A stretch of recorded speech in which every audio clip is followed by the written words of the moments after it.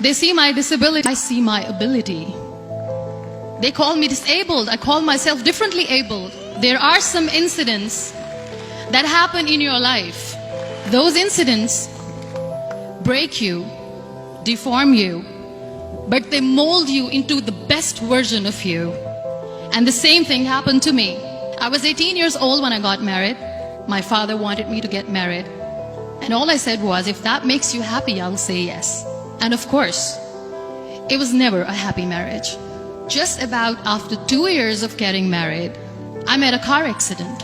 Somehow my husband fell asleep and the car fell in the ditch. He managed to jump out, saved himself. I'm happy for him. But I stayed inside the car and I sustained a lot of injuries. The list is a bit long, don't get scared. The wrist was fractured. Shoulder bone and collarbone were fractured. My whole rib cage got fractured. And because of the rib cage injury, lungs and liver were badly injured. I couldn't breathe. I lost urinary bowel control. That's why I have to wear the bag wherever I go. 3 vertebrae of my backbone were completely crushed. And I got paralyzed for the rest of my life. I finally ended up in a hospital where I stayed for 2.5 months. I underwent multiple surgeries. One day, doctor came to me and he said, well, I heard that you wanted to be an artist, but you ended up being a housewife. I have a bad news for you. You won't be able to paint again because your wrist and your arm are so deformed, you won't be able to hold a pen again. Next day, doctor came to me and said, your spine injury is so bad, you won't be able to walk again. Because of your spine injury and the fixation that you have in your back, you won't be able to give birth to a child again. That day, I was devastated. I asked my mother, why me? And that is where I started to question my existence. Why am I even alive? And that is where I realized that the words have the power to heal the soul. My mother said to me, this too shall pass. God has a greater plan for you. I don't know what it is, but He surely has. And in all that distress and grief, somehow or the other, those words were so magical that they kept me going. One day I asked my brothers, I know I have a deformed hand, but I'm tired of looking at these white walls in the hospital and wearing these white scrubs. I'm getting tired of this. I want to add more colors to my life. I want to do something. Bring me some colors, bring me some small canvas. I want to paint. So the very first painting I made was on my deathbed, where I painted for the very first time. It was not just an art piece or just my passion. It was my therapy. And then I was discharged and I went back home. And I went back home and I realized that I have developed a lot of pressure ulcers on my back and on my hip bone. I was unable to sit. There were a lot of infections in my body, a lot of allergies. So doctors wanted me to lie down on the bed straight for not 6 months, for not 1 year, for 2 years. I was bedridden, confined in that one room, looking outside the window, listening to the birds chirping and thinking maybe there will be a time when we'll be going out and enjoying the nature. That was the time where I realized how lucky people are.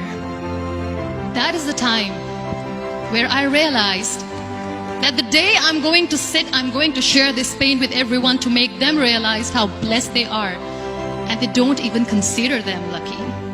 That day I decided that I'm going to fight my fears. We all have fears. Fear of unknown, fear of losing people, fear of losing health, money. We want to excel in career, we want to become famous, we want to get money. We are scared all the time. So I wrote down one by one all those fears. And I decided that I'm going to overcome these fears one at a time. You know what was my biggest fear? Divorce. I was trying to cling on to this person who didn't want me anymore, but I said no. I have to make it work. But the day I decided that this is nothing but my fear, I liberated myself by setting him free. And I made myself emotionally so strong that the day I got the news that he's getting married, I sent him a text that I'm so happy for you and I wish you all the best. And he knows that I pray for him today. Number 2, was, I won't be able to be a mother again. And that was quite devastating for me. But then I realized there are so many children in the world, all they want is acceptance.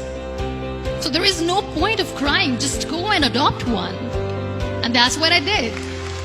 People think that they will not be accepted by the people because we, in the world of perfect people, are imperfects.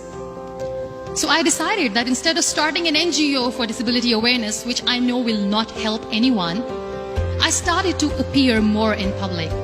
I started to paint.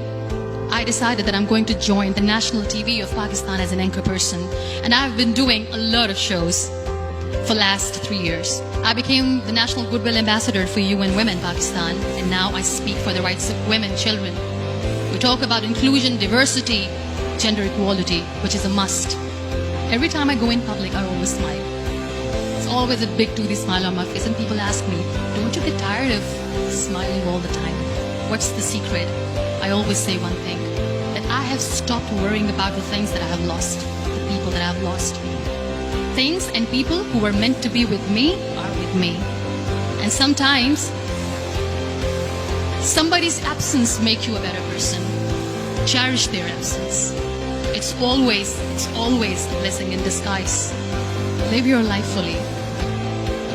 Accept yourself the way you are. Be kind to yourself. Be kind to yourself. I'll repeat, be kind to yourself, and only then you can be kind to others. Love yourself and spread that love.